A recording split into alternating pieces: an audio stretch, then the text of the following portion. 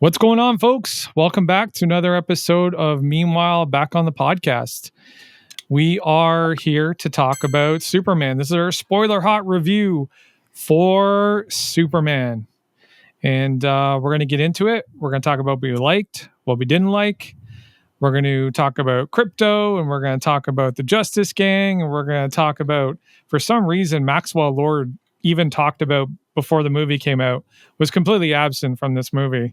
That was kind of interesting. I was like, where's James Gunn's brother? Except this like little cameo he did like in a TV clip or something. That's what I remember.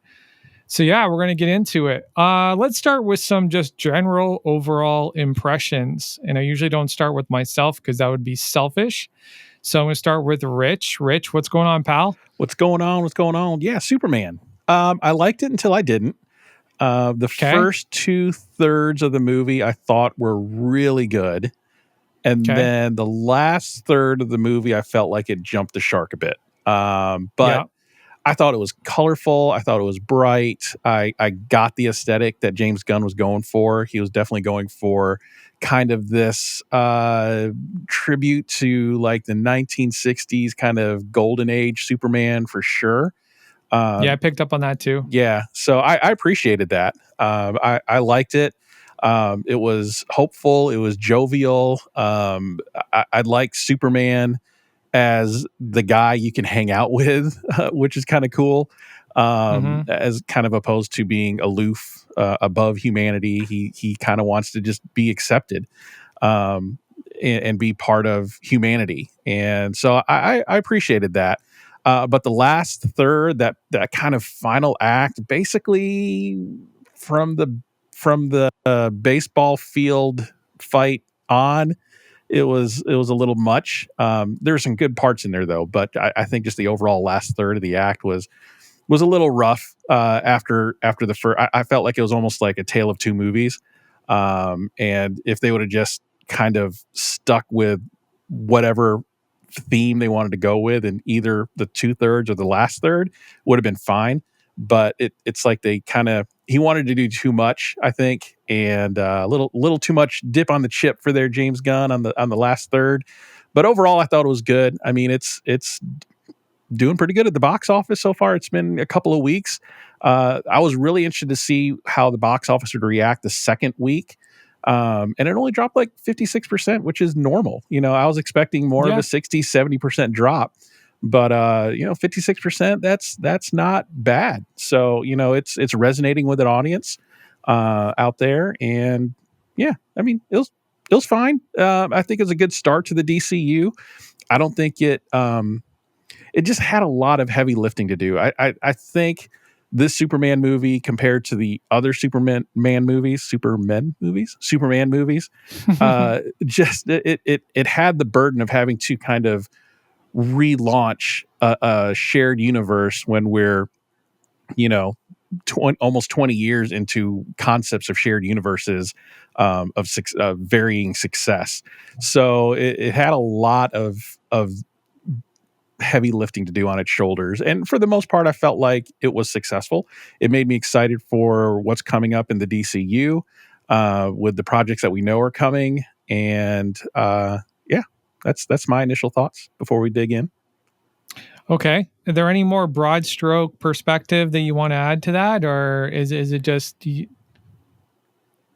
No, I mean, I feel like if I keep talking, we're going to start digging in a little too deep here at the beginning.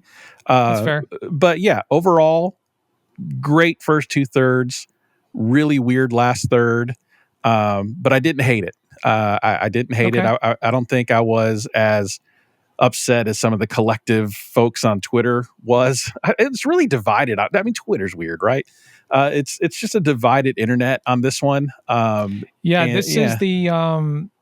This is the Last Jedi of comic book movies. Without a doubt. This is equating to like Luke Skywalker throwing the lightsaber in the ocean. It's that. So I think that's a perfect comparison, given that I think that this movie was a deconstruction. It was a satire. Like that's my feeling on it. And we'll get in more into that once we get into the weeds. I'll give you my general basic impressions. Yeah. I was disappointed. Like, that's the overall umbrella term or the umbrella characterization or thought. I'm just disappointed. I was hoping that this movie, because of it being Superman, that it would force James Gunn to step out of his comfort zone and do something new, and to do something a little bit fresher, something with a little bit more ambition behind it. And I think what happened is it was supposed to be Superman presented by James Gunn, and I think it ended up being a James Gunn project or film featuring Superman, where there was so much of James Gunn in this movie. It just completely overwhelmed it. Like, that was my sense.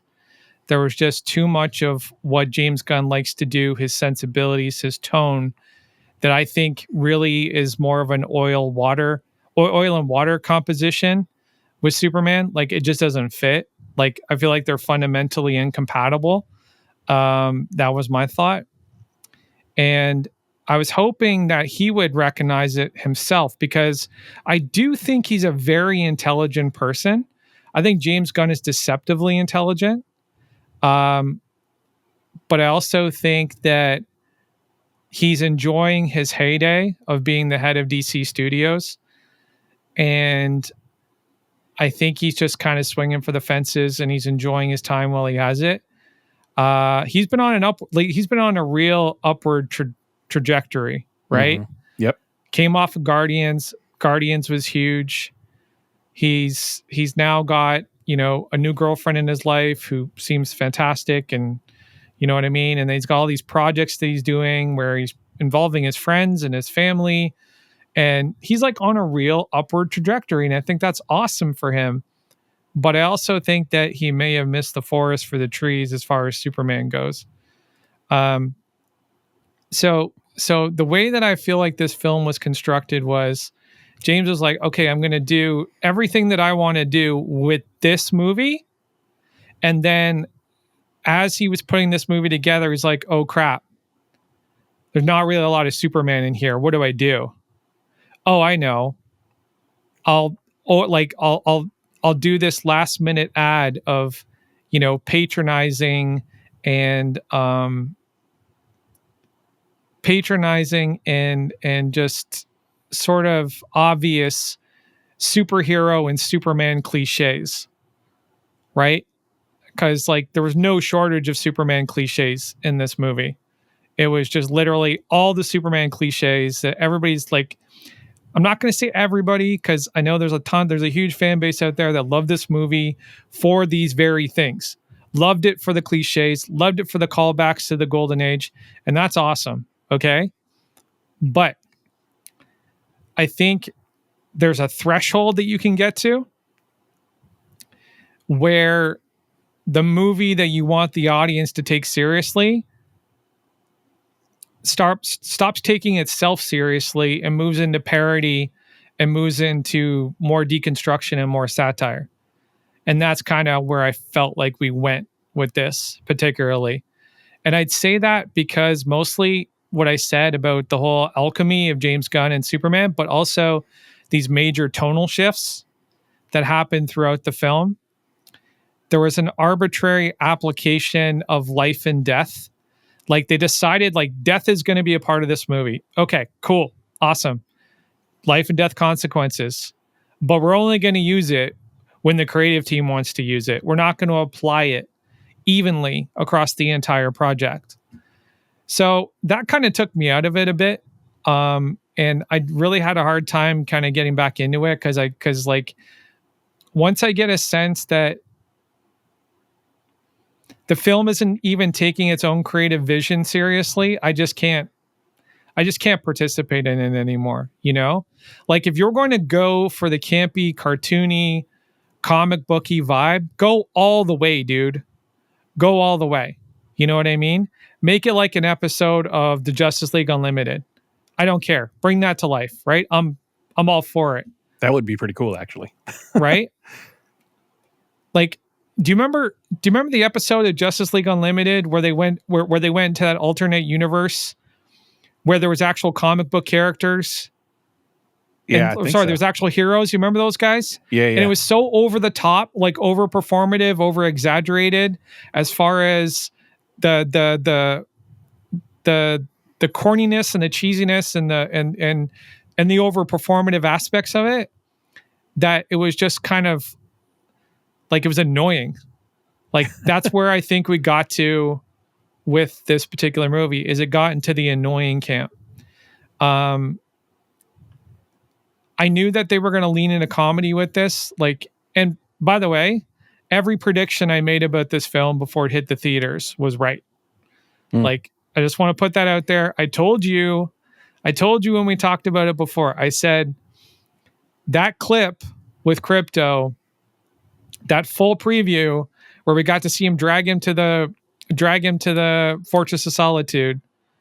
I told you that was going to basically be the running theme throughout the film for Krypto, and it was 100%. He had a couple of heroic moments here and there, but he served as animal gags and comic relief and became really annoying, by the way. And I love dogs. I've trained a ton of dogs. But listen, this is going to take us well into the weeds, so let's kind of like start diving deeper into this. But overall, yeah, I just kind of felt like I was just disappointed. I wanted more out of this film. I didn't get it. I wanted more out of James Gunn. I didn't get it. I wanted more out of a Superman project. I didn't get it. But what can you do, man? I'm really happy that people enjoyed it and they had fun with it, and that there's and by the way, the people that love this movie. Yeah. Like, to a disgusting degree, like almost to the point of they will attack anybody saying anything detracting from this film. I saw a number of critics get attacked with like racial stuff, misogynistic stuff, like problematic language just coming out of everywhere on Twitter for anybody who has anything negative to say about this film. Yeah, it's just crazy. Like, it's just a movie, man. Totally crazy, bro. It's just totally a movie. crazy. Totally crazy. But I also think it's somewhat reflective. I think what's happening is that there's this counterbalance to, the Snyder people basically being like, hey, we want the Snyderverse back. And then there's these guys who are like, you're never getting the Snyderverse back. And they're sort of doing their victory dance now. And then when somebody kind of comes after their project to sort of be a little bit more real about what it is, they get really, really, really vicious and just really animated about it. But anyways. Yeah, I'm seeing the smart monkey typing meme just flying around the internet, dude, on both sides. It's kind of hilarious. I started reversing it on people because I was just getting sick of fucking seeing it. Like, anytime anybody came after me for a Superman review, I just used it. I just did it, and I just shut the conversation down. Like, didn't no even caption, respond just back. a picture. Just nothing. That's it. I was because it cuts both ways. Yeah. Right? Like, it cuts both ways. And the people that are using it and weaponizing it don't understand that it cuts both ways. You're two sides of the same fucking coin, people. I'm sorry, but you are. You're no better than the Snyder cultists if you're out there talking shit and being misogynistic and being problematic and being racist and attacking people. You're no better than that particular side of the fence. I'm sorry, but there's no moral high ground for any of you to fucking stand on like you're better than the other one, because it's not the way that it works. It's not the way society works. Like, you have to like if you criticize somebody for their behavior, you're holding them to a standard, right? Mm-hmm. And if your behavior gets to that same standard, guess what? You're like that fucking person. Yeah. Like, there's no, like, I don't know how, like, this is basic common fucking sense, right? But anyways, this is not about lambasting these people. This is about the review for Superman. Everybody just needs to calm down. Just calm down. Absolutely. We're not saving lives here. It's just a car. It's just a Absolutely. movie. It's just a movie. Totally So fucking agree, dude. couple of points that you Yeah. mentioned. It is very much a James Gunn film. I will agree with that. I mean, you Yeah. could all of the hallmarks that make a James Gunn film is there. Like if you didn't tell me James Gunn made this movie, I could tell you by the shots that were made, Without even knowing. the needle drops that were made. This is a James Gunn film. Absolutely. To me, it was a lesser Guardians a little bit. Guardians of Metropolis. I saw that meme and I agree with it. Yeah. So you had now. I like what Gunn does. I love the one shot beach fight with Mr. Terrific. I love the needle drop at that same moment. So those Gunn moments are what I look for in a movie. It's like, you watch a Michael Bay film or a Jerry Bruckheimer film, you look for that spinning hero shot looking up. That's what you look for in these movies. So I appreciated it. I just think that when we got to when you were saying like lean into the camp, if you wanted to lean into the camp, you should have leaned into the camp. And I think that's what he was wanting to do with the last third of the movie, but it was just too much. We had a negative proton river and then you had portals that led to a pocket dimension. It was just too much, and way too much. Baby Joey, like what the fuck was that? Like, oh, the green baby. Yeah, like what? Like Baby Yoda? Like, dude. Yeah, like, that's merchandising, man. There was just too much to follow. There was just too much to keep track of, too much to follow. Like the entire Daily Planet crew getting on the ship with Lois. Why? Why? I remember you were saying, I think I saw it on Twitter. Maybe we were talking about it offline about, Lois can all of a sudden fly a spaceship, and they explained it away in the movie. Mr. Terrific's like, Mr. Terrific's like, it's easy to fly. It's even intuitive. It's intuitive. I'm like, oh, okay. It's intuitive. Somehow Palpatine returned. Somehow. So it was just like waved away with those two phrases, which I was like, okay. I mean, they saw my tweet. No, I'm kidding. I'm not kidding. I'm not Blu-ray Angel where I think everything is about me that's said on the internet, but okay, go ahead. But yeah, I mean, and your point about Krypto, I'm not as mad about Krypto, or not mad. I don't think I'm as upset about Krypto. I'm not mad. He served what every animal not named Old Yeller serves in every movie with a dog in it. He is the comic relief. He played that role. Krypto filled that role that every dog fills in a movie. That it's there to make the protagonist more relatable. You look at him with like, oh, a dog. He has a dog, and he's a dog owner, and he's a foster dog parent, I guess I should say. Come on, bro. Listen, I gotta push back on what you're saying about Krypto just a little bit. Listen, he derailed every intent that every character had in that film. Like Lois wanted to fly the ship, Krypto crawled up in her lap. Like there was no break from that fucking dog, dude. Like he was constantly just being a nuisance. It didn't matter what it was about. He was just constantly being a nuisance. Go ahead. But yeah, I mean, exactly what dogs serve in movies. So I'm not mad at it. I am glad that later in the movie he kind of was away for a while. when Lex captured him, I'm like, all right, he's going to be gone for a bit. Let's let everybody else kind of do some stuff. But I thought it was cute. He was nipping at Superman's ankles, and he was actually going, ow, like stop. And that was cute. It was funny, and I mean, again, it was modeled off of James Gunn's dog. And so we wanted some significant screen time with James Gunn's dog, and there we go. So, but found family themes throughout, which is exactly what James Gunn does. I do like that the movie started in media res, that we didn't get another origin story, which was nice. A lot of reading though, which a little annoying. But but that was kind of a little disappointing too. Like I think if you're going to create so much story off screen, you got to give a visual representation of it. There's got to be something.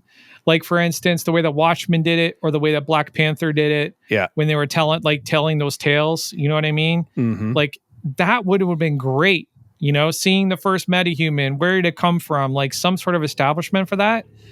I hate when people try and just cover 3,000 years of a fucking story and then just jam it into a movie in exposition. Like it just doesn't land on the audience well. You know what I mean? Yeah. Like even in Shazam, like those little visuals when he was talking about the wizards and Black Adam and shit, like that was fucking dope. Yeah. You know? Yeah. So I would have appreciated a little bit more of that. It was a lot like the Star Wars, opening crawl of every Star Wars movie. There's that opening crawl, and then you're on the ship with Darth Vader. So it was more or less an exposition dump, but yeah, a Watchmen opening style credits thing, kind of explaining what was going on. Exactly. Which one was it? Was it Wolverine?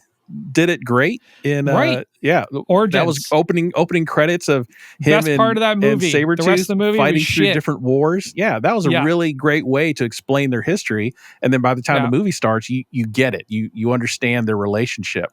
So something like that would have been good. Too much reading for me. I'm not, I don't like reading in theaters, but whatever. I don't like to reading. read, James Gunn. Nobody likes to read, bro. We have the attention span of a gnat. Exactly right. Come on, bro. Exactly right. Wise up. But I did like the symmetry of 3 centuries ago, 3,000 years ago, 3 hours ago. Yeah. I did like that symmetry. So that was good. Yeah. It was interesting. Okay, so let's talk about what we liked. Then we can go through some scenes and stuff. So let's get into what we like. I'll go first on this one. Sure. So, Mr. Terrific was the standout. Like, standout completely. This is a Superman movie, but I feel like Mr. Terrific totally upstaged Superman in this film to a ridiculous level, to the point where he was the linchpin of saving the day in the movie. Yeah. Like, if he died, Superman doesn't know how to close that fucking portal. He would be dependent on Lex Luthor and his goons to do it. So the fact that you would write your titular character to not be the linchpin in a solo movie, it's a bad move, James Gunn. Gotta be honest, man. I thought we were talking about things we liked. Yeah, I know, but okay, sorry, you're right. You're right. Okay. All right, I'll try. Okay, we'll try to keep it elevated to the positive for now. We'll just do that. Okay. If I have to come back to something because of a related thing, then I'll do that. All right, that's fair. But yeah, Mr. Terrific was fantastic. All of his scenes were great. Ida Gathegi's performance was amazing. I saw some chicks drooling over him on Twitter already after he took off his jacket. So apparently he's got the ladies all stirred up, which is kind of crazy. Nice. Loved his ship. Loved his joke with Lois. That's one of my favorite comic book movie jokes. I really enjoyed that one. I know that it's like, I have a weird sense of humor. I like witty things. I don't necessarily want to be spoon-fed when to laugh. And I really like that one. That's like a Curb Your Enthusiasm joke for me. I don't know. That's kind of the way I saw it. The Justice Gang turned out to be fantastic. Guy Gardner, goddamn bullseye, James Gunn. Bullseye. Right. Like Nathan bullseye. Fillion is a national treasure. We must protect him at all costs. Nathan Fillion hit it out of the park with the performance. James Gunn found his voice in the script, and he just was brought to life, like 1-to-1, like so good. Like, and every Guy Gardner moment just makes Guy Gardner. It's great. Like it's really, really well done. Yeah. Really love that. The giant middle finger coming up out of the desert. Great. I loved it. That was just crazy. And yeah, you got to see that in previews, but to see it on the big screen was kind of nuts. I loved it. And the nonchalant way he was dispatching him, just like waving the hand, like I'm not even trying. I'm barely breaking a sweat. Yeah. Funny enough, I saw some Green Lantern fans getting pretty animated when they were releasing clips, and they were like, "Wait a second, it's not connected to the ring." Appear. Yeah. It's not attached to the ring. What's going on here? I saw that too. We're like, well, it's kind of advanced beyond the ring construct. Now it's these, amorphous kind of come up out of nowhere type shit. Yeah. Which I think is better personally, because Kyle Rayner wouldn't have been able to create a Gundam. That's not coming out of his ring. That's too big. So right. Come on, let's be real. But yeah, nailed him. Nailed Guy Gardner. Nailed it. It was awesome. The Justice Gang overall was great. Really enjoyed that. I really loved Lois Lane. Thought she was fantastic. Mm-hmm. Rachel Brosnahan. Brosnan? Yeah. Yep. Brosnan, right? Miss Maisel. Or, yes, Miss Miss Maisel. Maisel. She was great. She was fantastic. Really brought Lois to life. I thought Corn Sweat's performance was good for the writing that he had. Yeah, I gotta say that. And I thought Nicholas Holt's performance was good for the writing that he had. Do I agree with the characterization? We'll get into that. But overall, I really enjoyed that. I like that. I like that they swung for the fences as far as the action sequences, the design, the creativity with it. They really kind of swung for the fences with that. Really enjoyed that. And I liked Metamorpho. I thought what's his face's performance was awesome. Yep. Anthony Carrigan. Yep. Yeah, Anthony Carrigan was great. Great performance. And there was a lot of hot chicks, which you don't see in comic book movies these days. Like Cat Grant was hot. Lois was hot. Eve was hot. You know, I think James Gunn has a type. For sure. You know? James Cat Gunn Grant has a type. Cat Grant was criminally underused. Yeah, criminally. But yes, you know, I'm glad in his effort to go back to the golden age, he also took us back, you know, social progress 50 years as well. Oh Lord. In a good way, guys. In a good way. With all the love in the world, he says. But yeah. No, that was cool. That was really cool. Yeah, that's that. I would say that's like the top. Yeah, I'm trying to think if there's anything else that really stood out to me. Oh, the T ship, the terrific ship was kind of dope. I really like that one. Yeah, it was cool. Thought that was cool. Yeah. Yeah. But yeah. What about you, Rich? What really stood out? What did you like? I was really worried about the Justice Gang because when I saw the previews and I learned that the Justice Gang is going to be in there, I was like, oh, this might be overstuffed. Like this is going to have to be like a 2.5 hour movie, 3 hour movie for this to make sense. But I was pleasantly surprised and thrilled that the Justice Gang worked. I'm looking forward to seeing them again on screen. Guy Gardner was my favorite. I just love Nathan Fillion. I'm just a huge fan of his just in general. I love The Rookie. I love Castle. I love Firefly. I love anything he's in. I will watch and I will like at varying degrees. But I thought he was a cast perfect choice of Guy Gardner, just getting that punchable face. Just really just embracing the assholishness of Guy. Hot Girl was great. Fine. Mr. Terrific was good. We talked about his one take fight scene on the beach, probably the highlight of the movie for me, especially seeing it from the viewpoint of Lois in the force field. I thought it was cool. Really cool. I do like I like Corn Sweat. I thought he was a great Superman. This is going to be a defining role for him. His career's just going to go up after this movie, and so that's great for him. Lois Lane was good. I thought the whole crew from the Daily Planet was great. Perry White, good. Jimmy's got not much to do though. Like, yeah, but we really didn't get a lot of real estate out of the Daily Planet crew, except for Jimmy and Lois. Really, yeah, that's true. Yeah. Didn't get a lot out of Perry White. Couple of lines, but not much. But yeah, Jimmy don't call me Chief. Yeah. What? Yeah. Like, okay. Jimmy was funny. I was really surprised at how much game he had, but go Jimmy. I really liked the relationship between Lois and Clark. I really believed that they were in a relationship. We're starting in the middle of everything. We're 3 months in or however many months in. And I really believed that they were a couple. They had great chemistry together. The chemistry test for them was great. Yeah, I'll add that to my list too. The chemistry was good. Yeah, I'll add that to my positive list. Sure. Yep. Chemistry was really good. The kaiju fight was cute. I liked it. The pre-kaiju looking like a coked up Stitch was really fun. And then he grew, and then it was a Saturday morning cartoon fight, which was, it was the aesthetic that he was going for. I liked it. I thought it was really neat. The way Superman was like trying to save the kaiju instead of killing him, and how disappointed he was when they did kill him. shows the value of life that Superman has for all living things, good or bad. Yeah, I like that part. Let's see. Yeah, Mr. Terrific ship was pretty good. I thought overall the CGI looked really good. Because CGI has been getting a lot of flack, in recent movies, but this one looked Some of decent. it, but there was some real gaps in in the baseball stadium fight. Like there was a lot of gaps. Yeah. Yeah. I'll give you that one. Oh, the engineer. That's another thing I like. I really like the engineer. I thought the engineer was kind of dope. Yeah, engineer was good. Yeah. I thought that was an interesting character Yeah. to have. I mean, that's kind of an introduction to the Authority, right? I mean, the engineer's part of the Authority. So there, he left little breadcrumbs for future projects without hitting you over the head with it, which was nice.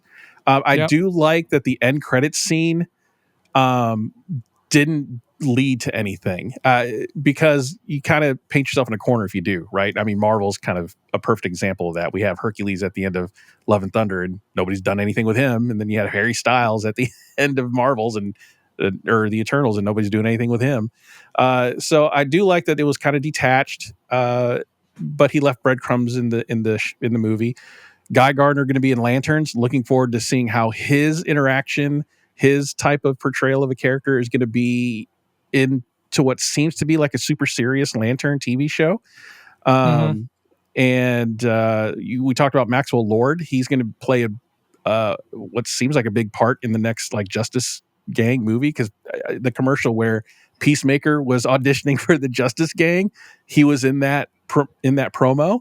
So I thought that was pretty funny. So a lot of good things. A lot of good things in this movie. The ones that love it, I see why they loved it. It was just a refreshing take on Superman. It was just joyful, and it was good. So those were what I liked. Yeah, normally we don't get a chance to talk about fan response because it's still very early when we do these reviews. But in this case, there's been quite a lot of feedback to it already, which is interesting. However, I do think that there's a lot of fans turning a blind eye to some pretty obvious flaws in this film just because they want to sort of protect it. Like there's this parasocial weird thing that happens now in our culture where like you just can't be objective. Like you're so blind you can't be objective about the flaws and still like it. Like there are people that can parse good from bad and still love something. And then there are people that can't parse anything bad from what they think is good because for some reason they feel like they're betraying it or they're doing something to harm it. Like that's something that I see a growing trend of, and it's really kind of weird. And at times I find pretty fucking disturbing, if I'm being honest. Like for instance, like Wanda stands, like they can't even admit to themselves that Wanda committed a crime in Westview. Like, yeah, she was Breaking Bad, dude. Like the whole show is about her Breaking Bad. She's got people psychically kidnapped. That was the point of the show. It's entire point of the fucking show. Entire point of the show. But people are like, listen, she's been through some things. What? Like that is also true. Yes. But at the same time, you got to be objective and you got to be fair. You got to be able to parse the good from bad and be able to have an objective analysis of things. You can't just, it's weird. But anyways, let's get back to Superman. What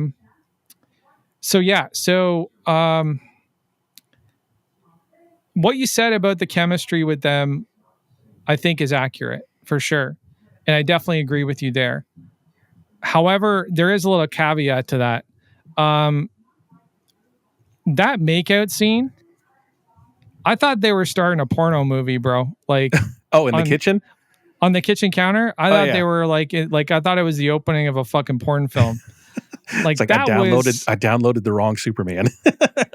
Like, I'm picturing my friends watching that movie with their kids and that part coming on, and just the anxiety that just like grabbed them and was like, oh my God, like this is not what I wanted my kids to see. What the fuck is going on here? But that's that like, chemistry how are you gonna talking about. How are you going to put a dog in a movie and then give them a makeout scene? Like, you put the dog in the movie, you get toys with the dog, to attract the kids in, and then you show them this scene. That was a little like kind of what were you thinking type of thing for me. But I don't know, because like we've never had that kind of physical intimacy in a comic book movie. I don't think so. Right. Like there's an actual sex scene in the Eternals, but it doesn't even get that heavy. You know what I mean? Like, Yeah. Like you're watching Eternals. You understand that Icarus and Cersei just had sex, but it doesn't even get even close to that. Right. You know what I mean? They did, but you didn't believe it. Like in Eternals, like it was there, but I didn't believe in the chemistry between those two characters as much as I saw with Lois and Clark there. Right. So that was an interesting choice, to say the least. Mm-hmm. That was an interesting choice. But yeah, okay. So let's get a little bit deeper into the weeds here again. Let's talk about what exactly we didn't like. Sure. You start. Okay. Yeah. I already mentioned this. I didn't like the last third. Once I saw the typing monkeys, which when we talked about this before the movie released, and that was rumored to be in there, I was like, oh God, please no, because that's just a bridge too far. Basically, I told you it would be. Yeah. Basically, from that point forward, I was it was a big shoulder shrug for me of a movie, because none of that had to happen in that way. Like you could have kept this movie in the realm of the golden age thing. He could have, instead of the monkeys, he could have used actual bots, like an actual computer program that does all this, and showed that, or had a couple of the minions like launching these, Twitter bots or whatever. Why did it have to be super smart monkeys? That's way, you're crossing the line from golden age kind of nostalgia to 60, Batman 66, and it was a really bad shift for me. What did the falafel guy do to deserve getting shot in the head? It shook me when I saw that happen. I was like, whoa, because it was such whiplash from what I've seen up until that point. So basically, from that point forward, I was not a fan of the movie. The negative proton river scene with the black hole and all of that, it was just too much. And the splitting of the earth, there could have been different ways to do this, and they kind of picked the most over the top way to do it, and I just did not like that. It just, I don't know. It was annoying to me. By the time we got to the end of it, I was like, oh God, thank goodness. So when we finally finished that act and it was done, and clone Superman goes through the black hole, I was like, oh, thank God that's over. Because I couldn't get behind it. With the shooting of the falafel guy being the instigating event of Metamorpho finally doing something, instead of his baby being held captive across the street of prison, there not being the instigating incident for him to do something. Now that he had a Superman in his cell to be able to break out, I'm like, no, I mean, the falafel guy was great, but he shouldn't have that much sway over you finally deciding that this is going to be what motivates me to break out of prison and save my son. It should have been saving your son been the motivating factor. I felt that Nicholas Hoult, I agree with you, did a good job, but I felt his Lex Luthor was a little bit one note, a little one dimensional. Yep. I like Gene Hackman's version of Lex Luthor. I thought he was layered. He was kind of part tech billionaire / con man in the Donner Superman, and he was kind of funny there.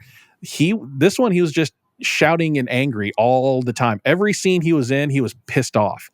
Over exaggerated, performative. Yeah.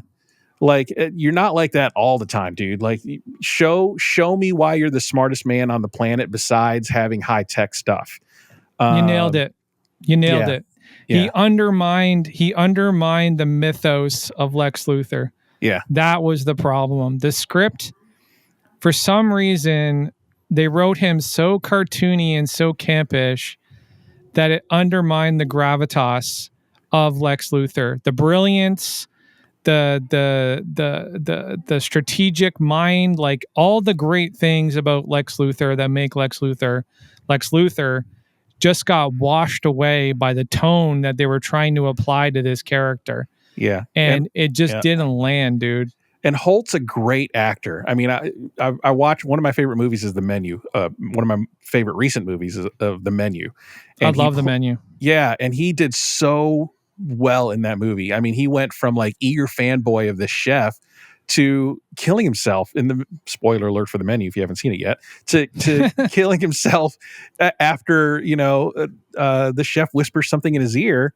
And he also, I mean, just a great range of emotion that Lex Luthor is capable of. We've seen it in Justice League Unlimited and and in Smallville, and so for him to just be one note pissed off all the time was just kind of like, why are you so angry, dude? Like, why are you so mad? I mean, Superman's been around for however many months, years that you've known that he was Superman. Okay, I get you don't like the guy. You feel a little bit threatened by him because you don't know what he is or what his real intentions are there for. So I get that, but I mean, you're gonna have an aneurysm as angry as you are. Superman's not gonna kill you. A heart attack's gonna kill you. So absolutely, that was kind of annoying to me. I thought the reimagining of Jor-El was bad. Jor-El, yeah, when Jor-El used to be this guiding light for Clark on Earth, turned into like go get a harem and conquer Earth, like. That didn't have to be like that either. You could Lex. This is where you expand on the intelligence of Lex. You make it a deep fake, which is very common in our world today. I see where Gunn was trying to parallel things that are going on in the real world today. Deep fake that easily. It didn't have to be the real Jor-El. Now I'm like, now you're just a Viltrumite. Now it's. I didn't like that reimagining of Jor-El at all, and it's sticking. So now that's kind of what's hanging over Superman's head in future movies. Is this going to be a Superman that you can't trust for the next however many phases? This is the thing that he's going to have to try to get over, I guess. I don't know. I didn't like because Jor-El has always been the father figure of Clark. I mean, I get Pa Kent is, but he always looked to Jor-El as like this mythical father. He's a mentor. He's a mythical mentor. Yeah. We always romanticize, the quote unquote absentee father. What would my father have really been like if he was in my life? And that's what Jor-El kind of is. And for him to be that and go get a harem, like what? Like what are we even doing here?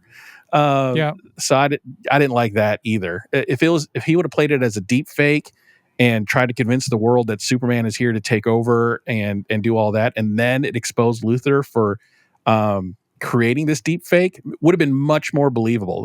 It would have fit more into the mythos of Superman and who he is, and that Superman is a person that wants to be on Earth and protect Earth and guide humanity to be the best version of themselves. And now you're going to question that for the rest of time, I guess. So, yeah. No, I agree with pretty much everything that you're saying. There's nothing I would push back on.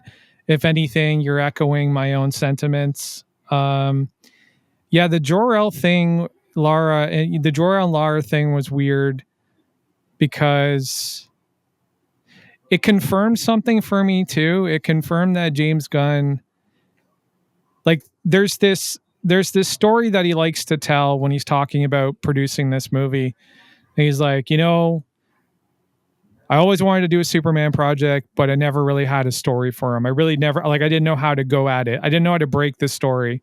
Like he taught, that's how writers talk, right? When you break a story, you figure out your way in where you can start to build everything else around it, right? You need that one idea that helps you build everything else out, right?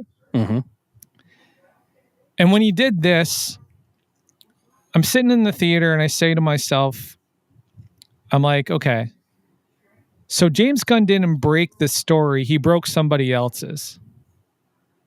Like he broke somebody else's story so he could tell this story. So that in itself, it just indicates to me that maybe James Gunn wasn't the right guy to do this project, or maybe he had too much going on where he could properly serve this project. I don't know. But if you've got to break something as admired and revered as Jor-El and Lara, and the fact that they sent Kal-El to Earth with the best of intentions to be this now, that fucks everything up. Plus, he still got the House of El badge on his chest. Yeah. Right? Yeah. Like, now you got to do away with that too. Because now it doesn't mean hope. Now it means oppression. Yeah. It means oppression and subjugation and destruction and the whole nine. Like there's nothing good about that symbol anymore. It's like Jor-El said. It's like Jor-El said, "Go be Zod." Exactly. Totally. Like he went. Yes. Exactly. 100%. It was almost like, it was almost like he went to to fucking Zod's school of interplanetary relations and passed this lesson down through the generations. Like, that's exactly what it's like. And here's the thing. Had there been a moment where Clark had removed that, basically casted that symbol off and said to himself, okay, you know what? This is no longer the symbol that I need to go by. I know I'm saying something very radical where we create a new Superman symbol, but I'm just saying, had he done that, there might be some actual substance to what James Gunn has done. But all he did was break the story that we all knew just so he could tell his story and give Superman an arc, because he doesn't have an arc without breaking this story. There is no arc in this movie other than this. Is Superman, Superman, Kal-El, Clark, whatever, is trying to prove that he's not the person that his parents want him to be. He's not that guy, right? Yeah. Which is why that big conversation happens between him and his dad on the porch. He's like, you are the sum of your actions. You are the sum of what you do and what you put out into the world, right? Which is totally accurate, and I think is a great message to send to everybody. But dude, come on. This was just not the way to go with this story. It just wasn't the way to do it. I mean, even at the end, he fully embraced his Kent upbringing. So if he would have taken off that stylized S and put on a more human S, then it would have been something different. It would have been really cool, now that I'm thinking about it, if he took off that angular S, which I thought looked cool, but if he took off that angular S and it went to the traditional, Christopher Reeve S, the traditional Superman S, that would have been pretty cool. And the narrative justification for that would have been tough, though. Yeah, I'm shedding my Kryptonian heritage based on my crazy dad. I don't identify with that, so now I'm gonna. That's actually, you know what? That actually might have worked if his mom was working on his mom hears the story, right? And she starts working right away. And he gets there and she's like, listen, I can see that this symbol doesn't mean what you think it means anymore. Here, you're Superman. You should have your own symbol, and it's the S, right? Yep. That could have actually worked. Yeah, and no trunks. That could have actually worked. And no trunks. And no trunks. Give me your underoos while we're at it. Give me your underoos and you can go fight crime again. Yeah, absolutely. I like that idea. And then you're telling the world that is the DCU, I'm not what you saw on Fox News. I'm not that guy. I am not that father's son. I am this father's son. Without having to say anything. So, yeah. Yeah, that actually could have been cool. So I want to touch on what you were saying about the monkey stuff, because, when we first started talking about super shit, you know how I felt about that.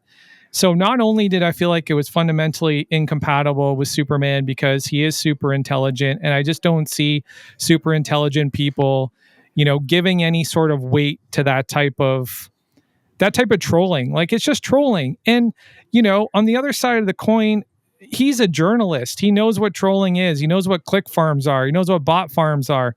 He knows this shit. So, think that he would have the capacity to say to himself, you know what, this stuff means nothing. I'm not going to let it bother me. But that didn't happen. He had to buy into it. He had to like make it about the whole thing. But that's the thing.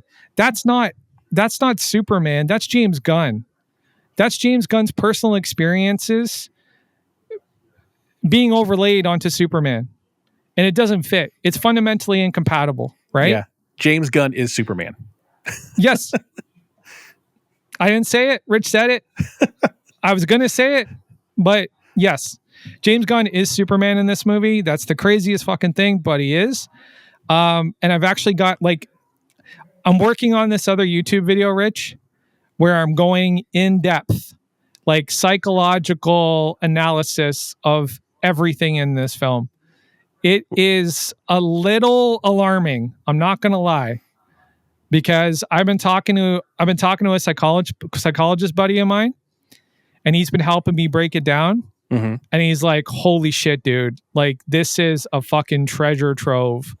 Because, like, the other thing is, going back to Laura and going back to Jor-El, James Gunn has never had a really good depiction of a father in a film. Like, it's never really been a thing for him. It's always been about found family. Like, you know, your blood family has never been something that he's been reliant on in his narratives for strength or support or whatever. It's always sort of been the afterthought, you know? And it's definitely present in this, because look what he does to, you know, the Kryptonian parents. But yeah, sorry. I was on a thought about the monkeys too. Like, the other thing is, like, what message does this send to people? Feed the trolls? Like, basically, like, Superman feeds trolls. That's the message. Superman is giving away his psychic energy to trolls. That was the other thing I had a problem with, because I don't think Superman gives his psychic energy away to trolls. That just doesn't track for me. But yeah, is there anything else that you disagreed with that I wanted to talk about? Let me see, or they didn't like that I wanted to talk about. The falafel guy. Holy shit, the falafel guy. That guy is in my breakdown too. The bigger video I'm doing, because here's what I think happened. James Gunn is a guy that monitors the internet like NORAD monitors like missiles. Okay, like he's always there with the right answer if somebody starts to question a project, post a rumor, whatever, right? I think what happened is the audience got so invested in that character, because I don't know if you remember like what the messaging was about this character, but it was basically like, look, this is great. You know, we're supporting Superman now. Yeah. Like, Superman needs help. He needs our help. We're there for him. Right? And then he kills him. He shoots him in the head. Yeah. The guy from the trailer that everybody's freaking out about. Yeah. I don't think that was just circumstance. I think that was by design. Yeah. Like, I mean, there's a reason why that scene is so awful. It's like in Spider-Man, if you took the guy and there's like, it's shouting at Green Goblin, "You come for one of us, you come for all of us," and then Green Goblin immediately throws him off a bridge. Like, that would have been awful. There's a reason why that wasn't done in Spider-Man. You know, exactly, because the falafel guy and the New York guy is us. It is us, and he basically kind of like shot us in the head and said, "This is my movie, and I'm going to do what I want," which is fine. That is your movie, but. Yeah. So I think with the monkeys thing and the trolling and the whole social media piece, like, Superman can punch his way out of anything. He can punch his way out of any situation, out of any problem. Public opinion is something he can't punch his way out of. So it created an interesting dynamic, because what Gunn is trying to do was make Superman relatable. He was trying to make the man out of Superman. It was more man than super. And so to make Superman relatable, he lets them read the comments and react to it in a way a human would, right? Um, we're both podcasters. I try not to read the comments. Luckily, I haven't had any bad ones, but I'll read one that's a little off, and I'm like, what should I do better next time? That it makes me think about how I need to improve a little bit. I don't take it personally, but so Superman trying to be relatable is like, if you stick me with a kryptonite blade, do I not bleed? That's the message that we're trying to that he was I trying to portray guess. there, and that he is bothered. He is an outcast looking for belonging, and if the entire world is against him in public opinion, how can he be accepted by humanity if humanity hates him? And so that was a problem he couldn't punch his way out of. And I thought it was an interesting take. I didn't like that it was monkeys that did it though. That was the only thing for me. You could have made it bots. And it could have been straight legacy media doing it. Could have been a satire of like Fox News and CNN and MSNBC and all those legacy media things hyping up a story that wasn't true or whatever the case is, and really kind of leaned into what we see today in our world when you watch the news cycle. And him being a journalist would have understood that, like, this is not who I am, and all of the press is making me look this way, and I'm not that. Public opinion affects people, I guess, but prolonged exposure to something always creates resistance, right? Like, it's the way that viruses work. Like, the more that you have a certain sickness, the more you build antibodies to it, right? And I think with Superman being a journalist and Clark being a journalist, he knows that this is just par for the course in the online landscape, right? And I think this isn't the first time he's experienced it. I don't think it's the first time he's been around it. So that's why I kind of felt like it was fundamentally incompatible, because he's already been like I think he's already had the experiences with it. Like, there's no way, there's no way that he showed up in year one and people weren't posting shit about him online. Like, there's no fucking way, right? He's flying around in underwear over his pants. Like, he was being made fun of relentlessly. Let's be real here, dude. Right? Like, and I think that he's had the experiences and he's built that resistance to it. And I just don't see him flying off the handle the way that he was and just giving it so much real estate in his head. I just don't see that. It just doesn't track for me. Now, sure, like, I may be wrong and maybe seeing it from an extreme, but I don't necessarily think I am. But I can see how people can buy it. Like, I can see how people can relate to it, because that is the landscape that we live in today. But as I said, I think that he's had the experiences. Year one, he's flying around. People got to be posting shit about him, talking about him online. And I'm sure there was a bunch of dicks, bunch of assholes online that were like, hey, who's this asshole flying around in his underwear? Right? Like, totally trashing the guy. Yeah. So I just don't buy it. Like, it just doesn't track for me. That's all. But yeah, so I haven't had a chance to kind of get into some of the things that I didn't like about the film. So let me do that. And then, I'll pause and give you a moment to jump in after I kind of go through one. So the major thing for me is that the film, from a technical standpoint, as far as screenwriting and filmmaking, just what I expect objectively from a good movie, just wasn't there. That was the problem for me. It was it was objectively flawed. It didn't have consistent tone. It didn't have pacing, and it had no structure. I'd also say that the comedy was leaned on pretty heavily. Not that it was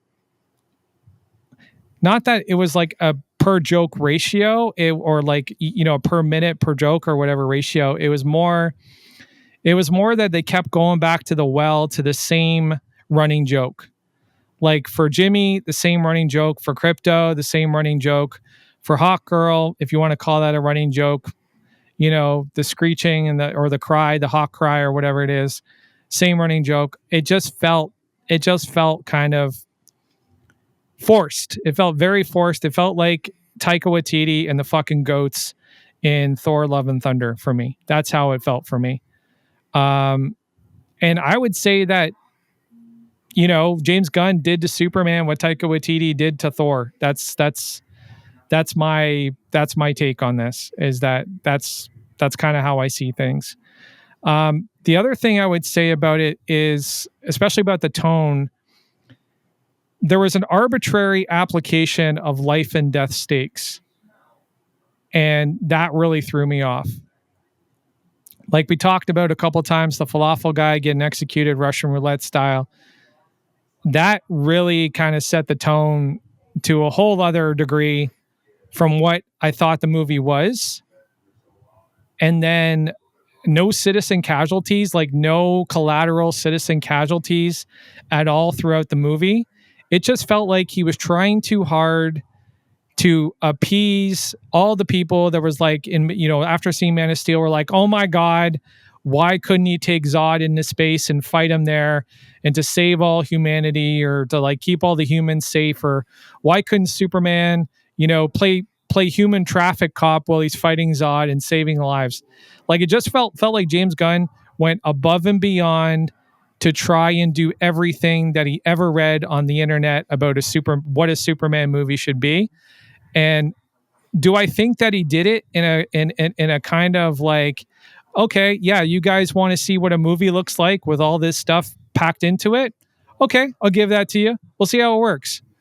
And I kind of think like he's a little bit, I think that, like I said at the beginning, I think that this is a satire. I think it's a deconstruction. And I think he took everything that everybody ever wanted in a Superman movie and just jammed it into the movie. And I think he did it in a very tongue-in-cheek, like, I'm the artist, I'm going to show you guys exactly what you guys wanted, I'm going to show you what it looks like. And for some reason, people aren't picking up on that. Like, I think he took what Rian Johnson did with Star Wars, and he did it. Sorry, let me rephrase that. He did what he did to J.J. Abrams what Rian Johnson did to Star Wars to the Superman fan base with Superman. That's kind of my read on the whole situation. Thoughts? Yeah, I mean, I don't have the the filmmaker background that you do in terms of like what didn't work from a technical standpoint. I do agree that the movie shifted for me at the falafel guy, and that was whiplashing. So that tonal shift for me, I could catch it. And if I could catch that, that had to have been way worse for you watching that happen. Yep. He fridged the guy essentially. That's what I picked up on. And that's really the only tonal shift I picked up on because it was so jarring. But for me, the majority of the movie was pretty coherent up until that point. The saving the I didn't even think about like the collateral damage that normally would happen. Normally in quotes, if a kaiju was rampaging through the city, right? And it was. We have to talk about that scene specifically, by the way. But go ahead, finish what you're saying. Yeah, so I didn't think about like that type of collateral damage. They did make an effort though to show that Superman was trying to keep the collateral damage to a minimum. The kaiju leaning up against the building, he stops it from leaning against the building, saving squirrels. I know that's a big scene that everybody talks about. So I don't have that much of an in-depth, like I don't view the movie in that much of a critical eye. I view it as like what did I like, what I didn't like based on what I like in movies and what I don't like in movies and what I like in comic books and what I don't like in comic books. So I do agree with you with some of the tonal shifts that were jarring for me because right. those were heavy. I know we talked before about like the arguing between Clark and Lois at the kind of the beginning of the movie didn't jive with you. But I found that to be, when we talked about chemistry, I felt it in that scene because that's how couples fight, right? And I get that it was it started off as two journalists interviewing each other or a journalist interviewing Superman. but it turned into a couples fight, and it really made me believe more in their relationship, because all Clark wanted was Lois's support of what he was doing, of what he thought was best in saving lives, and Lois wasn't giving it to him. Like, Lois is like, look, you're not doing the right thing. I don't support you in this. And he's like, well, I'm trying to save lives. How come you can't get behind me on that? And he was saying that not as a journalist, not as Superman being interviewed by Lois, but as Clark Kent, the boyfriend, being like, why can't you support me? So that wasn't a tonal shift really that I was bothered by in that sense. But yeah, that's kind of where I'm at. Right. So since you brought it up, let's talk about the Clark and Lois scene. And I'll make this short because I want to get on to other things. But I agree with you. I do think it was a couples fight. I think that's ultimately what drove him to raise his voice 100%. But the part where he didn't understand what off the record meant, I'm not buying that. That was just a really dumb thing to write into that scene. Like, it was almost like, we don't have enough comedy in this scene. We need something funny. What can we do? Oh, I know. Let's take the 3-year journalist and tell everybody he doesn't understand what off the record means. Him fumbling the recorder would have been the perfect comedic bit. Yeah, that's fine. That would have been fine. But the fact that he says that he didn't know what off the record mean, and they have to literally talk about what off the record means, I was like, that's dumb. That does not make any sense for two journalists to have a conversation about. But yeah, I agree with you that it was definitely a couples fight. However, I do think that it conflicts a little bit with more of a historical version of Superman, where he's more stoic, more controlled, more measured, more emotionally tempered, consistent. And I found that a little bit off-putting. I found the characterization of Superman to be a little clumsy. Like at the beginning of this review, I said that there was a lot of Superman cliches, and I kind of feel like that's where a lot of the characterization was made up, was with the cliches, which was unfortunate. Like, I just don't feel like there was, like, this wasn't a very dimensional Superman. There wasn't a lot of character to this particular Superman. That human speech, I was laughing. First I started laughing when Lex started going on about envy, and then I started laughing more. Like, I shouldn't be laughing at the climax of the movie when the characters are burying their souls, but that's what you did to me by killing somebody via Russian roulette and then having no life or death stakes in the movie at all. Like, I think that this was intentional. I do. Because to say it wasn't intentional is to say that James Gunn doesn't know what the fuck he's doing. Because it was so all over the place, right? Yeah. The no casualties, the evacuation of the city that happened within 5 minutes, which would never happen in a million years in any city on planet Earth. It like the whole let's talk about the kaiju thing. So a 400-foot kaiju walks into the middle of the city, fire breathing, and there are dogs and squirrels still in the vicinity around this giant 400-foot thing that's been walking around with its 400 feet of weight. Because I know that dogs don't have the sharpest vision. I know squirrels don't have the sharpest vision, but they pick up on vibrations. And if you got something 400 feet walking around, that is going to terrify the shit out of some animals. They're not going to be walking around it trying to figure out what it is. They're not going to be sniffing around it. I'm sorry. Right? That was very performative, very over exaggerated, because they wanted to contrive certain scenes, and they did away with common sense to do that.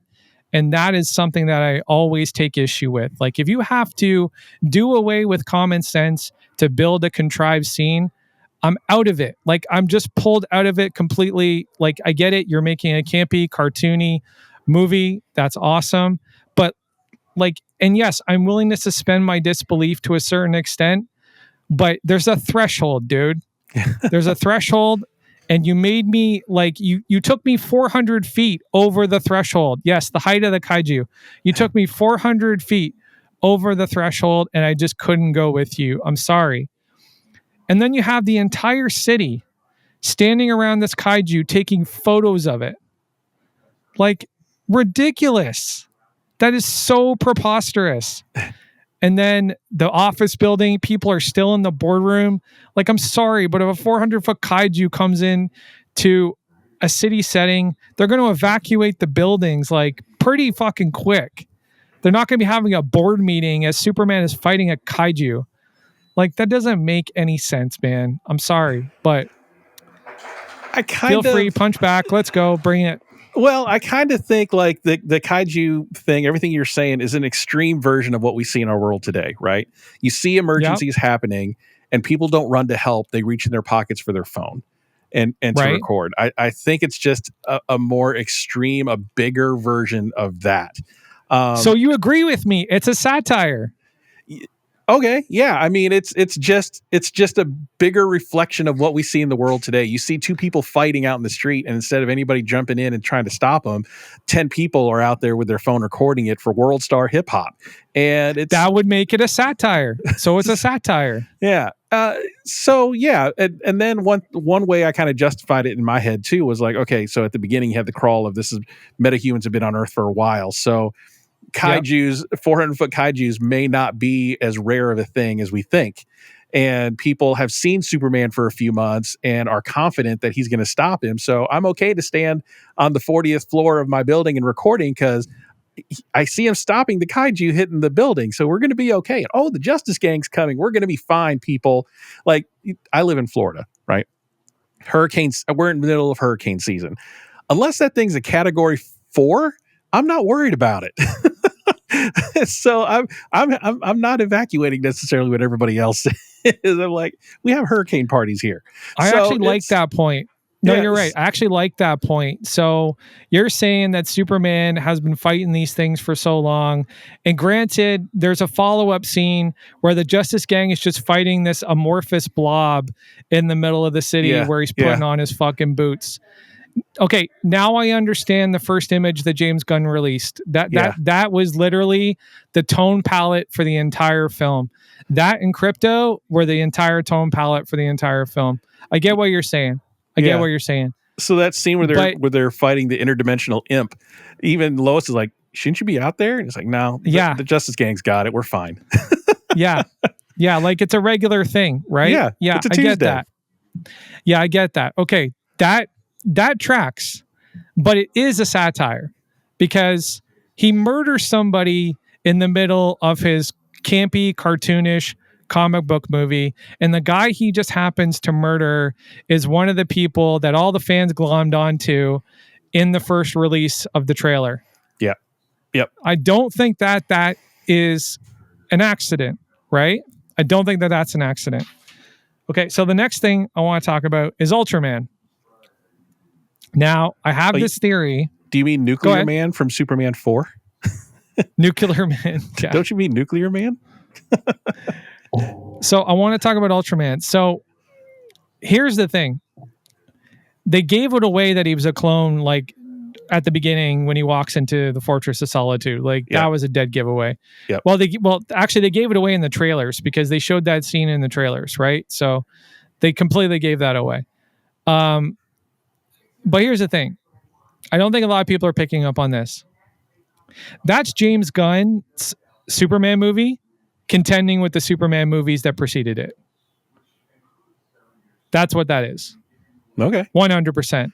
That's Snyder's. That's a representation of Snyder's Superman? I 100% believe that. Yeah. 100% believe that.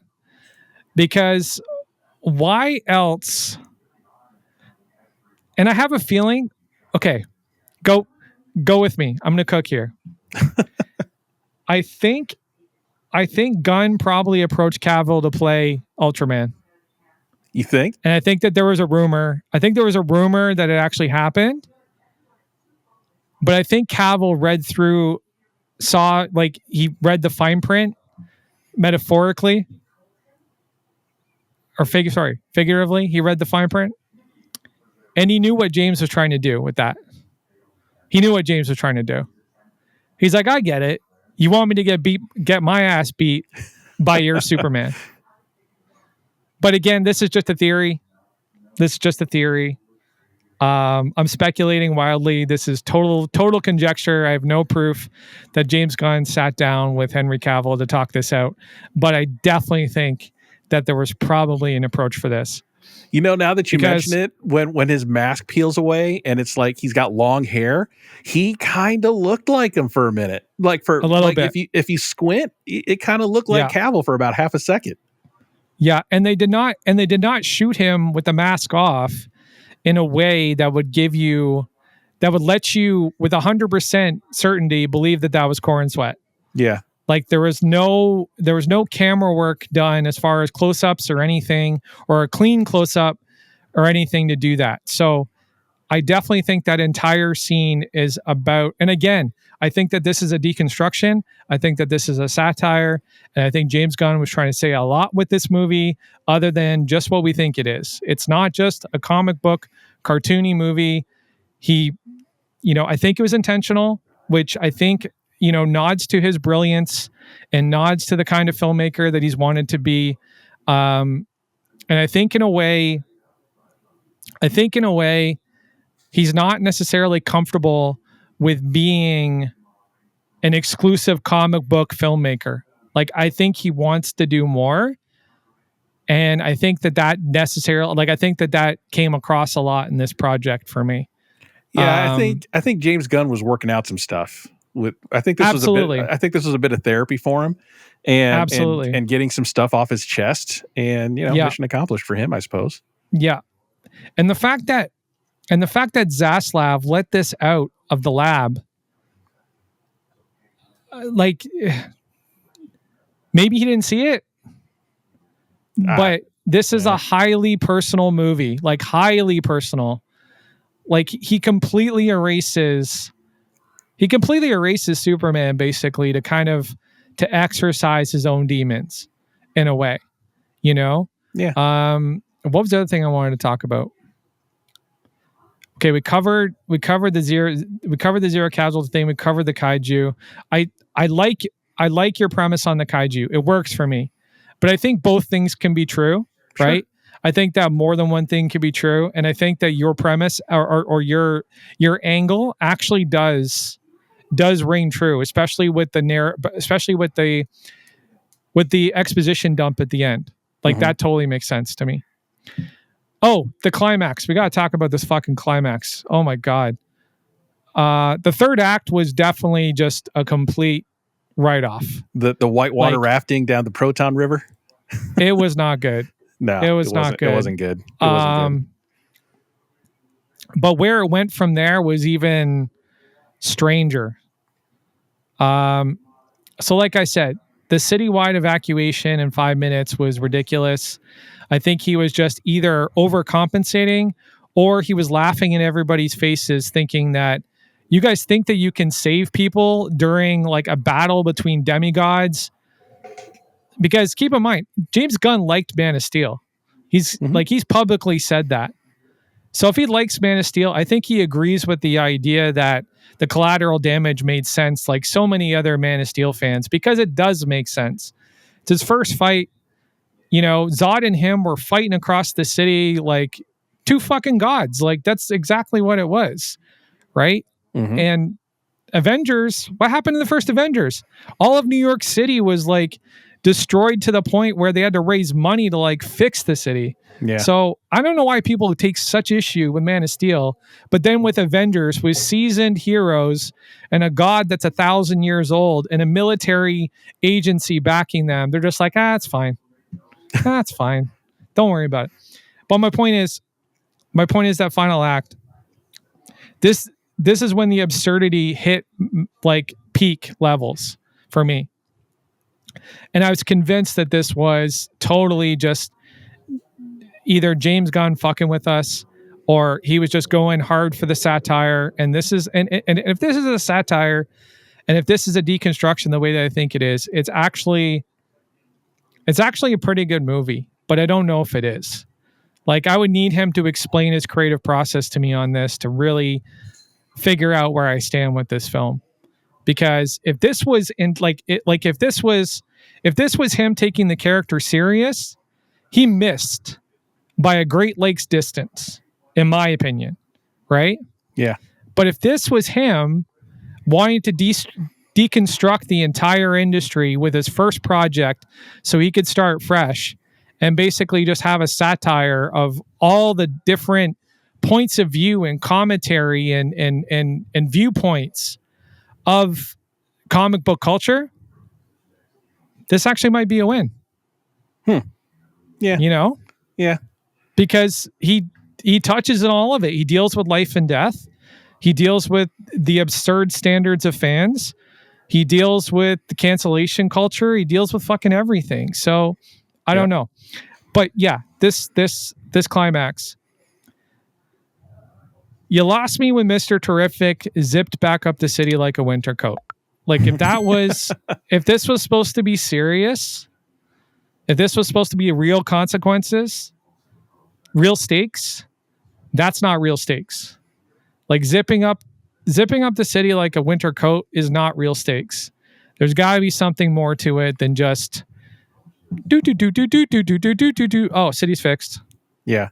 Like it should have, the splitting should have stopped, and then we deal with the ramifications of what do we do with the broken world, right? How do we fix that? And you explore that in future movies, similar to, you know, The Blip, and how after Infinity War, you know, how do you deal with, you know, half the population coming back in an instant, right? For better, for worse. Yeah, Marvel but he didn't kill it. But the that. problem is he didn't kill anybody. Yeah. So there's no sense of loss in this movie at all, except for the falafel guy. Oh my God, I didn't pick up on that. There's no sense of loss in this film at all, except for the falafel guy. Yeah, it's the only overt act of violence in the entire movie. Yeah. Because like all the raptors survive. Yeah. Pretty much. Yeah. Or did Terrific kill some of those guys? Yeah, all the rest of it is cartoony violence. The falafel guy is the only overt act of actual violence. Yeah. Yeah. And then that Superman scene where he's like, you know, using his heat vision on everybody or on the raptors as they're surrounding him. He's spinning like a top indiscriminately, just spinning around, firing off his heat vision, and nobody takes one in the face. Like, come on, dude. Yeah. I'm not buying that shit. So cartoony. Yeah. Though. Cartoony. Yeah. Cartoony. Yes. But that's the thing. Like, the problem is, and this is why I think it's a satire. If you establish a certain set of rules within your film, you have to follow those rules. That's where the threshold is on suspending disbelief. Yeah. Is you have to follow the worlds that you set within the project or in the world that you've created, right? You got to follow those rules.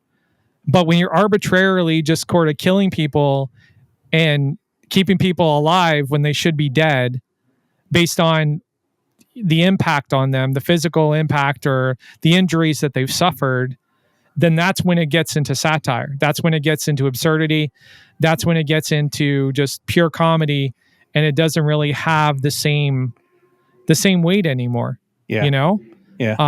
And ultimately, I think that's what was lacking from this project was the dramatic weight. There was no dramatic weight to this project whatsoever. Anyways, I think we can wrap up here. Is there anything else you want to add? Yeah, I mean, what? Supergirl. Let's just quickly. Yeah, let's talk about Supergirl. I mean, I'm still excited for the Supergirl movie. Not a fan of this introduction. It's going to be a completely different type of movie. Are we gonna see Party Girl Supergirl? I guess I don't know.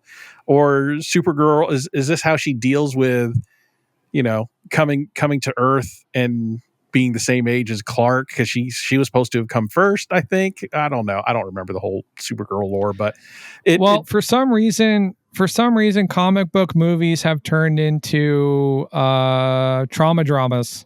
Yeah. Thunderbolts, trauma drama.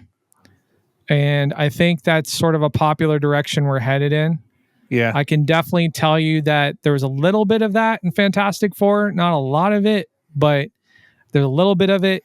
And yeah, Supergirl is definitely going to be a little bit of a trauma drama. I think that mental health has sort of found a very comfortable place in everyday society and everyday conversation. Mm-hmm. And people want to see these themes sort of explored through media. I think it could be done a little bit more judiciously and a little bit more gracefully than it is being done, and a little bit more sparingly. Like, I feel like we've gone through this era of increased representation and identity politics in film. And I think we're going to go through this era now of trauma dramas. Like, I think that's kind of where things are going to go, but it's going to make characters more human, which I think is kind of interesting. Yeah. So that'll be interesting. But yeah, so Supergirl, I thought it was funny and really ridiculous in a bad way, that Superman just finished explaining to the robots that she could only go to planets with red suns to get drunk. Yeah. And then she came home drunk. Like, that didn't really make sense to me, because she's on a planet with a yellow sun, and he explained how their metabolism works. So that didn't really make a lot of sense. Again, yeah, I just had like, I don't know what this movie is. I don't know what this movie is anymore. So based on what we saw in Superman, what are your predictions for the DCU? Like, what do you think tonally it's going to be? Do you think it's going to be more of this, or is Gunn going to allow Gunn going to allow each filmmaker to set their own tone? Like Matt Reeves, they already said Matt Reeves' Superman 2, I think, is done a script. They're finished with the script. You mean Batman 2? The Batman 2 is done for the script. I'm hearing reports that James Gunn liked it, but that's going to be an Elseworlds tale. That's not DCU's Superman. So are we going to get Brave and the Bold, or Batman? Sorry, are we going to get Brave and the Bold Batman? That version of it versus a more darker Matt Reeves type of Batman. Clayface is an interesting movie to be coming out. What's that tone going to be like? Well, Penguin hit it out of the park as far as something more grounded, more gritty. Yeah. Something more serious, something that takes itself a little bit more seriously. So I have a certain level of hope for those types of stories. I can't deal with another movie like this. I just can't. Yeah. I mean, the audience is supposed to leave it. Go ahead. I was going to say, I am looking forward to some projects. Like I'm looking forward to seeing how they do Lobo on screen. Looking forward to Peacemaker season 2 to come out. The Green Lantern series, I'm looking forward to that. Me too. I'm just interested to see tonally how they're going to be individually, and then how are they all going to come together for the big team up movie at some point? Because if they're two totally different things, if you're going super bright aesthetic for Superman, and then you go like dark True Detective Lanterns, who's going to be up here looking at it from a 30,000 foot level to say, okay, here's how the team up movie is going to be, right? Where do you find the balance in those tones? So I'm interested to see how they work themselves out that way. Well, see, this is where I think James Gunn is missing the mark.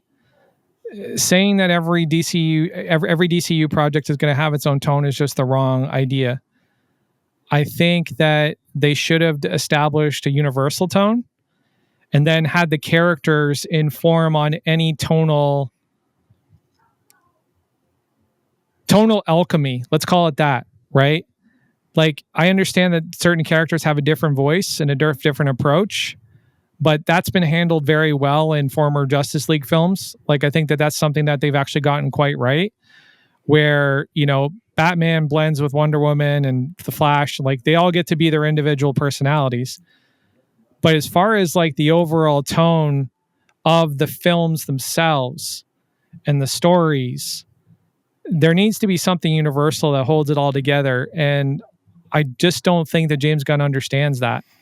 I think he's going to learn it, but it's going to be through trial and error, and which I think is going to present some challenges, and I think could potentially hurt the DCU as it moves forward.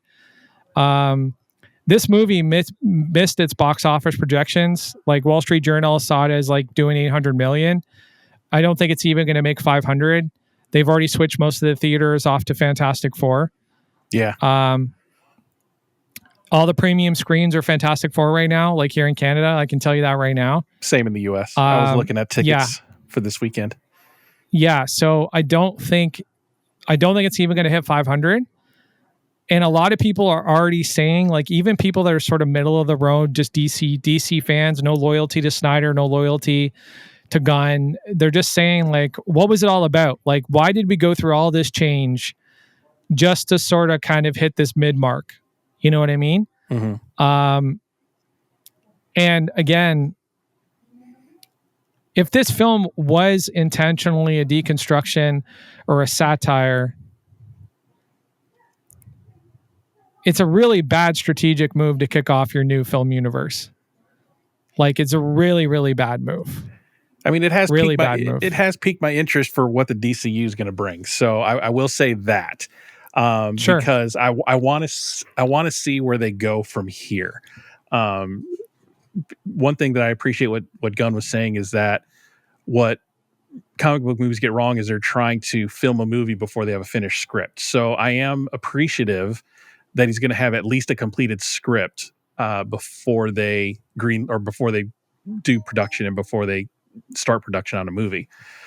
So with that being said, at least it'll be somewhat coherent, but I'm going to be interested to see how they bring it all together. I mean, there's a reason why Feige, except for very few rare instances, got directors that could fit the Marvel way, right? We got to fit, like you're saying, this universal tone.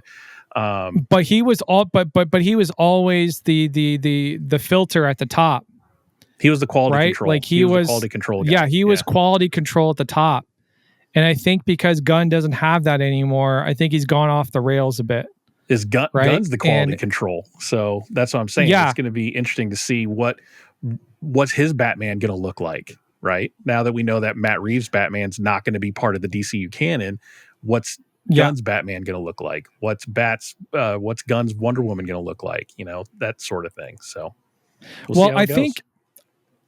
I also think that we can objectively say that James Gunn's best work or most celebrated work has been under the supervision of somebody with a sense of quality control, right? I think that that's something that we can clearly say.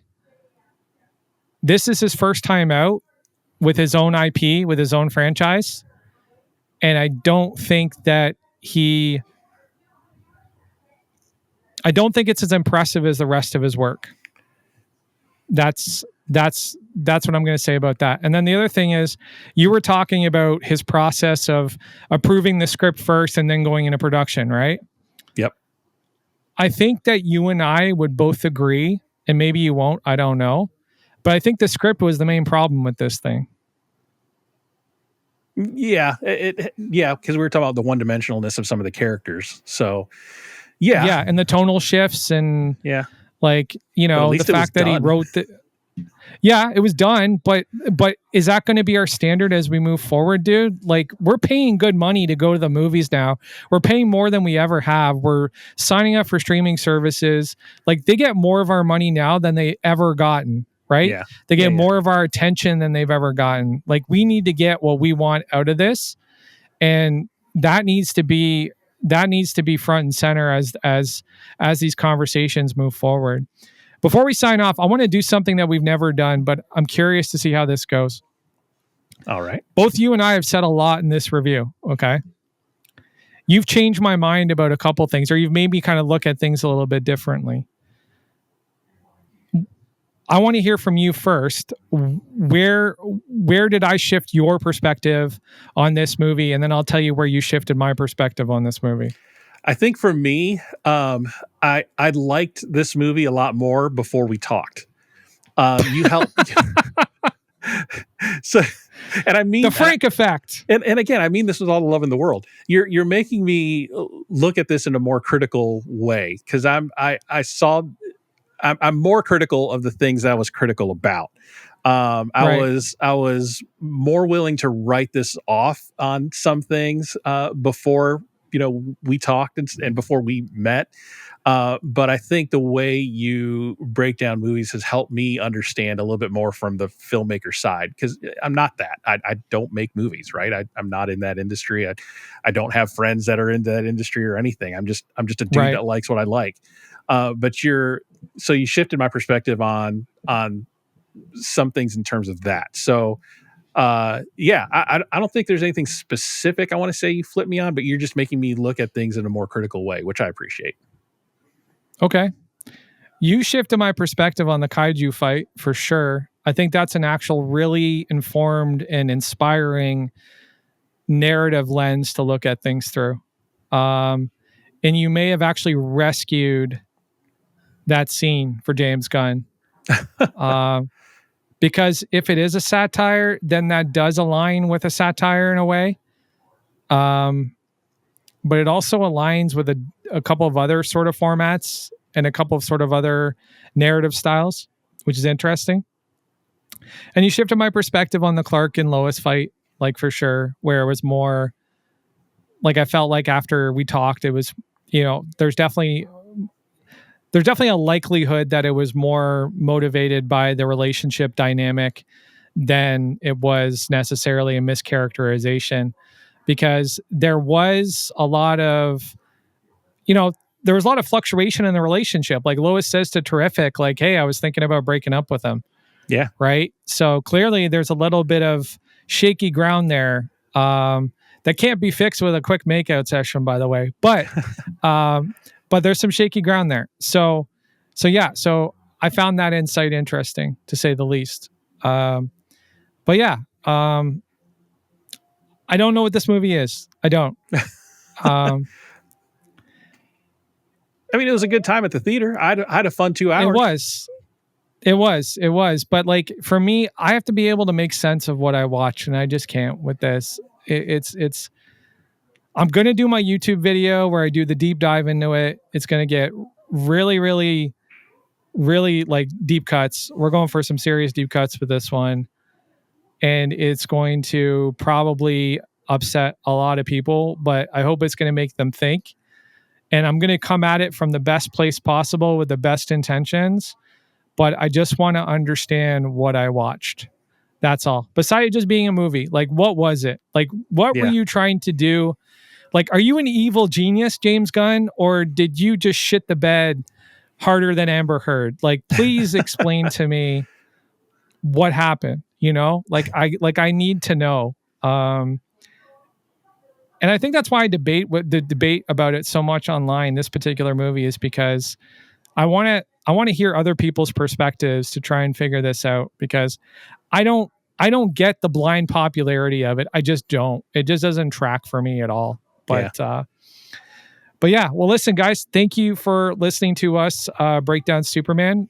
We enjoyed it. Me and Rich always enjoy connecting and talking about nerd shit and unpacking movies and dissecting things. It's a lot of fun for us. And me as a filmmaker, I just like talking about movies. I like unpacking narratives and reverse engineering things. And like this is a Saturday night for me. I love this kind of shit. So yeah, man. Again, thank you. I hope you come back for the next episode. I don't know what we're going to do. Oh, we'll probably do Fantastic Four for the next episode. Yeah, I'm definitely right. You're going to go see Fantastic Four. I'm going to try to catch it this weekend. So let's plan for that one for sure. I'm hearing good things. Cool. I'm excited. I'm really excited. I'm excited. I'm hearing good it was great, man. Like without setting expectations too high. I'll just say what I already told you via text message. That way I'm not spoiling anything. But it's definitely my favorite movie of the year so far. I mean, there's already bootlegged like clips on TikTok, and I'm just like scrolling so fast. I'm like, oh my God, these people are relentless. So, dude, put it on mute. Just put, like, I don't know if TikTok has a feature where you can mute words, but X does, and I muted all that shit because I didn't want them to spoil anything for me. And it was good. It was good. I really enjoyed it. It's definitely got a couple flaws here and there, but it's Matt Shackman is he's legit. He's legit. I hope they give him more projects. Somebody posted on Twitter, Matt Shackman Spider-Man, and I'm with it. I'm with Matt Shackman and Spider-Man. Yeah. Yeah, he definitely understands character development. Like he really, really gets it. So yeah. Anyways, thanks for tuning in, guys. Come back for the next one. To be continued. I'm Frank McGuire. I'm Rich Herrera. Thanks for watching. Peace.